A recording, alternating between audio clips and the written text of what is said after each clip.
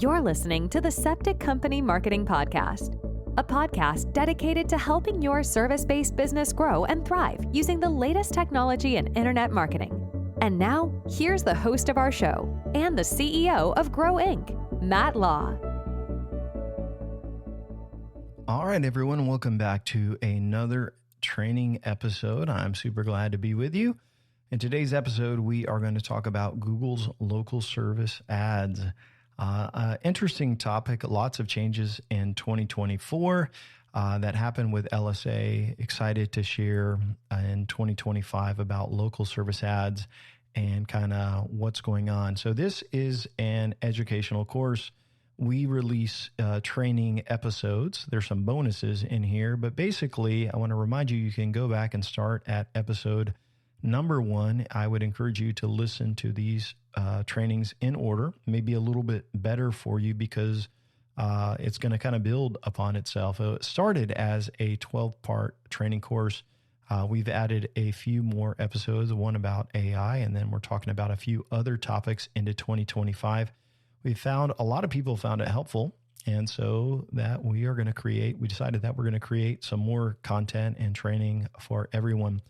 My name is Matt Law. I'm the CEO of a company called Grow Inc. We are a little marketing agency that works exclusively with service-based businesses. I say little, and it's kind of on purpose, right? We're not trying to be a big marketing agency. I've been in the world of marketing for a long time. I'll tell you a little bit about my background. Owned a service business. And as I owned that service business, I started doing Google Ads and learning all the stuff that you probably have tried to do yourself. This is back in 2001, 2002, started doing SEO in 2004, grew the company. And then in 2007, I launched a marketing agency and started to do digital marketing, SEO. And so I've been around Google Ads and SEO and all this stuff for a long, long time. And so Grow Inc. Is a little bit different. The agency model that's out there is like, hey, let's get as many clients as we can, do as little as we can, and charge as much as we can. At Grow Inc., I didn't really like the agency model. And so what we decided to do, my partner Jeff and I, we basically take on less clients. We do 10 times the amount of work for them so that they can actually see significant growth. So we have clients that have grown by 200, 300, 400% over the last few years. And it's encouraging for us. It's a holistic approach to marketing. It's all of the best practices of what we see work in small business and service businesses. And what's cool is that we measure everything, ROI and all that, so we can see what works and what doesn't. You can get our free book on our website, which gives you the marketing blueprint, all of those things. And you'll find you can do a lot less to actually win in marketing. On to today's episode, we're going to highlight everything that is LSA or local service ads. So if you don't know what LSA is or local service ads, let me explain. You may have seen in 2023, 2024, these green little boxes at the top that said Google Guaranteed. Well, that is local service ads. It's a platform that is connected to Google Ads that has a different user interface. It's a lot easier. And you can actually set up your company and connect your Google business profile to it. You can set up your hours, the services you want to be listed for, and set up a budget. And then they'll only charge you, supposedly, for valid leads. We'll talk about that a little bit in today's episode. But it's interesting that it's so easy to get set up, and you could do it probably very easily. Many times we talk to prospects about marketing, and one of the things they are doing is local service ads. And so they like it because the leads are expensive, but you only pay when you get a lead. That's what it's supposed to be. The leads can message you through the Google platform, or they can pick up the phone and call you. Google will give them a separate tracking number to call you. So in 2024, this LSA was not a big deal in say February or March, but by the summertime, it became a huge deal because it used to be this little square that said Google Guaranteed. And that was not a huge deal. But in 2024, they revamped it and gave these ads to the very top spot in search ahead of other Google ads. And as you can imagine, service businesses flocked to this, which made it more competitive, and it increased the costs and also increased Google's revenues. Google also did away with disputes. So you used to be able to dispute, say, hey, this isn't a valid lead. You can't do that anymore. Now you can only rate them, and they're using their AI to determine what is a lead or what's not. And so there's a lot of changes in this. And so back in early 2023 and 24, if a lead was bad, you could dispute it and you wouldn't be charged. As they've implemented their AI and they're listening to the call and deciphering the message and responses, based on that, then you're charged and you can rate each lead. But today we're going to dive into the podcast. I'm going to give you some pointers on setting up your local service ads if you haven't done that. Also going to tell you what we see working with local service ads. I think you'll find it very, very helpful. So first of all, local service ads are not good for every service business, but they're good for most of them. And it's worth giving it a test if you're not doing that. So basically, you want to just do a quick search on your Google profile. If you're logged into Google, you can click on it. We'll say something like advertise your business with us. And you can kind of see what services that you want to target. And so I don't want to dig into this too much because there's a lot of different industries that kind of we work with.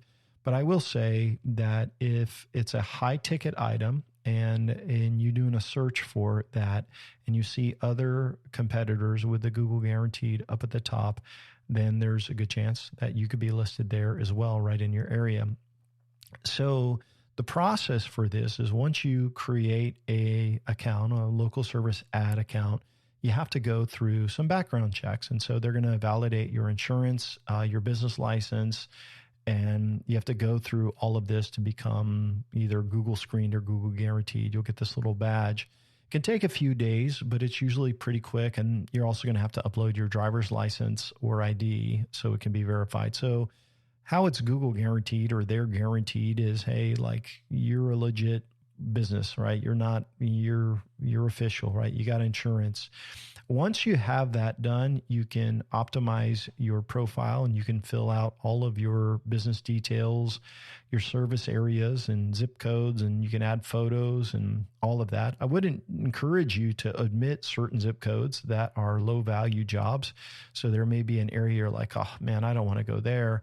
You can omit those. And then you should limit their service hours to specific hours when you can answer the phone. So if they serve your ad and you don't pick up the phone, that is actually a big negative for your account. So you don't want to advertise when you're not going to be available. Additionally, you want to make sure that you're targeting the right services. So there's a lot of different things that you can select on that may not be related to your wheelhouse for business. So unselect those things. With LSA, it's a pay-per-lead situation. And so when you're starting out, we suggest maximizing the bids as high as open as it can be. And it may say something like thousands of dollars a month. Don't worry, you're probably not going to get that many leads right off the bat, but you can go in there, pause, and adjust things as you go. But you're going to get a good ROI on these leads for the most part. And we're going to talk about that in the podcast. So once you're kind of set up, what's kind of cool about local service ads as well is you can call Google, they'll walk you through things. It's a little bit different side. You think of all these technical guys and yeah, they are techie, but their local service ads is built for, service businesses. And it's a side of their business that's not super techie. Like the average users aren't techie. Even the user interface is kind of ugly and old. And what I find is that they are targeting service businesses, and they made this easy platform because they were struggling with the official Google Ads platform, which is a different platform altogether. It's connected, but way more complicated. So if you're ready to go, one thing to note is that you're going to need reviews. And if you have a Google business profile, you're going to connect those. And if you've got like a 3.5 review, then local service ads are not going to be for you because you got to have good reviews. And so I would say before you launch local service ads, you need to be at 4.7 to 4.8 before starting out. We make all of our clients be at that. All of our prospects, they have to be at least at that before we would take them on as a client, because if you have bad reviews, good marketing is not going to help. So how do you get reviews? Well, I would suggest follow up to past customers, people that you know, text them, ask them to leave you a review. You can get a link right from Google. Find friends and family who have worked with you as well, and you can get them to do a review. The only way to improve bad reviews, if Google won't remove them, is by adding new reviews. So if you're using a full marketing campaign, or maybe you got some automation campaign that you're working with emails, you can add a review as part of the automation. We do that for all of our clients anyway. So when they're closing out a project, they are getting more reviews as they go. One thing too is when people are looking at your reviews, it's important that you respond to every review and negative ones. So you want to thank the positive reviews and respond to the negative ones and try to work things out so that they're removed. I see a lot of negative reviews removed for our clients because they respond to them. And if someone's looking at your reviews and you respond to every single one, including the negative ones and positive ones, they're less likely to slam you. So you need to get your reviews up, because if you're up at the top, they're going to see your business and they're going to see, hey, you versus the next guy. And so you want to make sure your reviews are looking good. So let's talk about go live. You're live, you got good reviews, you're ready to go. How does it work? Well, Google has an algorithm where basically it's not fair. How do I say this? Most everything Google does is not fair. In Google Ads, the traditional platform, it's not a true bidding competition. So somebody could actually be getting a lower cost per lead than you are. They could be actually spending less per click and be at the top, and you could be 2 or 3 down and spending more per click and more per lead. And so there's a quality score given to advertisers, and it's based on how you use their best practices. And obviously Google's best practices are to keep people using Google search. They want people to keep using Google. So they want to show the most best accurate data and companies in their ads. And so the more happy the people are that are using Google, the more you are rewarded as an advertiser. So just keep that in mind. Ultimately, their goal is to keep people using Google and increase revenues. Those are summarize Google in a nutshell. So when you are getting leads through the system, if you do not respond to them right away, if they send a message, that's a negative thing. If people call and you don't answer the phone, hey, that's another negative as well. So when you turn on the Google local service ads, you have to answer your phone. It's good to have a dedicated person in the office answering. If you're also slow responding to messages, I will tell you, I see leads getting cut off. I also see that as you are quick to answer and respond and use everything, the more leads you will get. So I should say that you can rate leads. And this is another thing to ensure you get more. So some leads you're going to get are going to be just spam. They're telemarketers, they're salespeople, they're scammers, and they're calling to sell you on something. And it's so annoying, but you won't get charged for most of those leads. I should say you shouldn't get charged for any, but unfortunately you will get charged for some. Google's algorithm, you can update the lead and it will help train Google's algorithm. But they'll usually give you a credit for all the spam leads, but not always. Most of them, but not all of them. And so what you want to do is you want to rate them, and you also want to move them through Google's CRM. So inside of their CRM, this isn't your CRM, this is Google's. You can mark them as booked, or you can archive them as old leads. And so this way you're moving them in Google's system. And And what we've noticed is that it allows you to get more leads if Google sees you're using the system the way it's intended. So when you launch, you got to be ready for quick responses, right? You got to answer the phone. You got to rate people. You got to move them along the right path. And, if you do those things, what we've noticed is that you will get more leads. Sometimes when you launch a account, you won't get a lot. And we've had clients, new accounts that didn't get a lot. I've had accounts that were dormant that we took over that they didn't get anything for like a year. And then through some tweaking and changes and some modifications, they ended up getting more leads. And so I just want to encourage you, like, even if you start off slow, it's not a big deal. You just got to keep making changes, making tweaks, and then you will end up eventually getting some leads. But when you get those leads, make sure you manage them effectively and follow through with them all the way through request to review phase. So now that you've got some leads flowing through the system, then you've got to continue the modifications and tweak your budget. And let's talk a little bit about that. So one thing to do is, as you get leads turned on, and they'll come in groups, you may need to update your budget if you're getting too many leads. So sometimes you need to cut that down a little bit. You also want to start tracking your ROI. Now, it's easy to do in Google because you can see the leads that you were charged for. The reporting is really basic, but you can go in and you can see at the end of the month how many leads you got, how much you spent, and then what your return on investment would be. So if your leads feel kind of weak in some of the services you have checked off, it may be an area that you want to uncheck. So maybe you've got 3 or 4 services. You can cut off some of those and focus on the higher dollar services, which may be really, really helpful.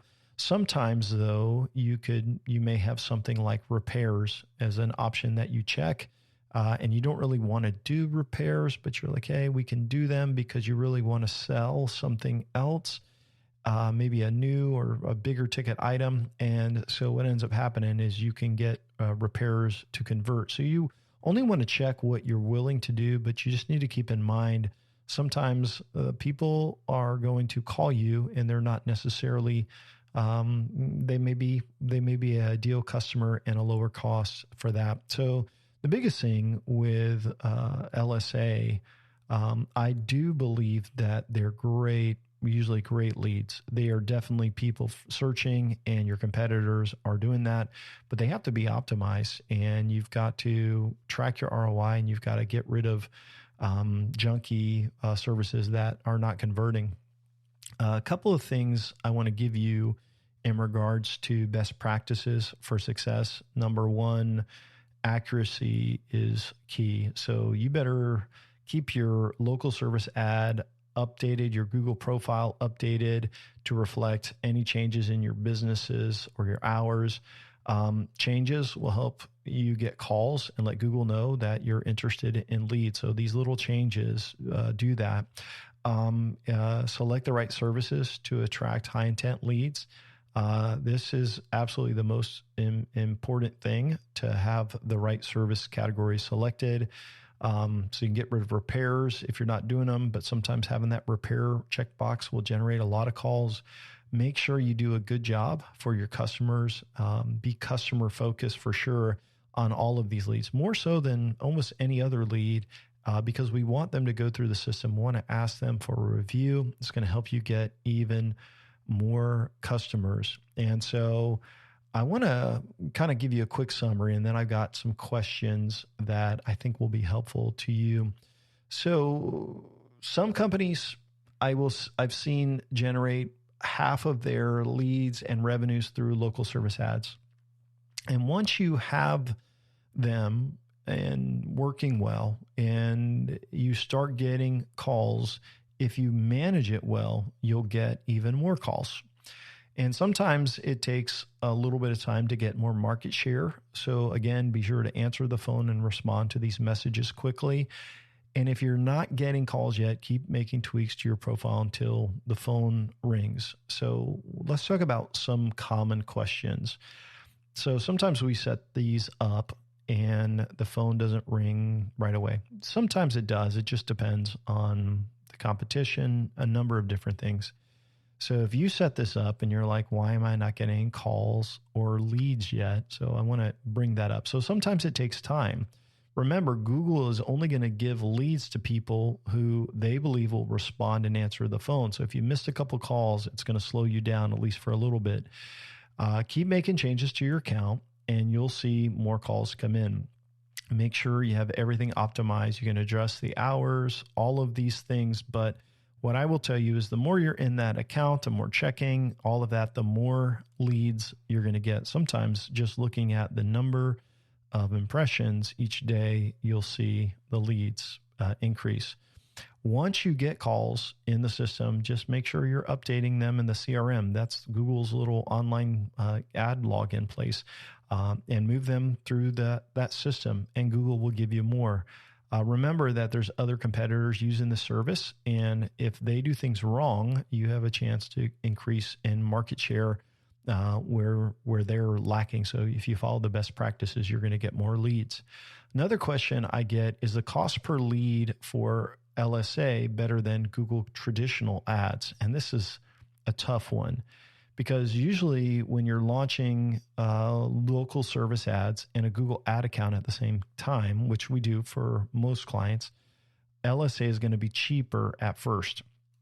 And sometimes, I mean, these leads, let me give you a range, like $30 to $100, depending on the industry, the service, the location, the competition. So $100 per lead, you may like, hey, that's a lot. It may be a lot less. It may be 15, depending on where you're targeting. But what I will tell you is usually LSA are still cheaper than traditional Google ads at first. However, after Google ads, traditional ad accounts are optimized, then your LSA budget might be transferred over to Google ads. So we have some clients that we're seeing a lower cost per lead in traditional Google ads where we've moved their budget away from local service ads so they can get more leads. That said, local service ads are right at the top. I mean, this is like prime location. So your mileage may vary. So it's important to track your ROI for local service ads and Google ads. And it's going to take a few months to figure out, hey, where should I spend this money? For most clients, it's in both places. So if you're looking at your ads and you got it live and you're like, is this working? Another question you may have is, why is my phone number different on my ads? Like, why are they showing this different phone number? Google assigns a number on your ad so that they can track the phone calls you get and they can charge you for them. So remember, your local service ads are forwarded to your local number and you'll get a text and an email. If it's a message, your phone will ring if it's a call. So you want to make sure that you have all of that set up, but that's the reason why you're going to have a different phone number. So I think that's a pretty good summary on local service ads. It's definitely something service businesses should be doing. And it's also something that you can optimize. And sometimes when you're setting up marketing for yourself or you're setting up for a client as we are, it takes a little bit of time for Google's algorithm to catch on. It's one of those things that I've seen in 2025. And I want to kind of explain this for a second. So you see, there's a bunch of other marketers that are competitors, and Google is giving them a bunch of market share right now. They're giving them organics, they're giving them local, they're giving them ads, they're giving them local service. And a lot of these companies aren't managing their local service ads accounts the right way. They're not moving them through. They're not responding. They're not using what Google wants as their best practices. And so I just want to encourage you, if you follow the best practices, there comes a time that Google will say, hey, let's give them a few more. Let's give them a few more. And soon as your account rating, and this isn't in the system, you can't see this, but there's something in their algorithm, and I've seen this with clients, that says you're valid, then the floodgates open. And so I would just encourage you, like, this may be something that you poke your head into for a few minutes a day. Like with our clients, as they're getting activated and set up, we'll poke our heads in there, change a couple of things each day to try to let them know, hey, we are here, we're ready, send us some leads. And then we make sure our clients answer the phone or try to make sure they answer the phone and move the leads along the pipeline as they go. So yes, even when someone calls in, you can mark them as booked. You can move them through the pipeline. And so you want to follow that. And if you follow the best practices of marketing, then what's going to happen is you're going to get rewarded. And think about who your competition is, right? I mean, they may have been around a long time, but chances are good they're not a marketing techie like we're telling you to be, or like what we would be for your project. So hopefully you found this podcast really, really helpful. So with that said, I want to remind you that there's some awesome resources at Grow Inc. There's a ton of tools and resources. So we've got our marketing book and audio version. We got checklists and a marketing plan for you. Hopefully you find that helpful. If you're interested in learning more about working with us here at Grow Inc., you can go out and request those resources, fill out an application, and then we'll take a look at it and see if you'd be a good fit and schedule a time to chat with you. 2025 is going to be a great year for you. I appreciate you listening and hope you have a fantastic day. Take care now. Thanks for listening to the podcast today. We hope you found today's episode helpful and informative. For more information about Grow Inc. and to request our free marketing blueprint ebook and other resources, please visit www.grow.inc. That's GRO.inc. We'll catch you in the next episode.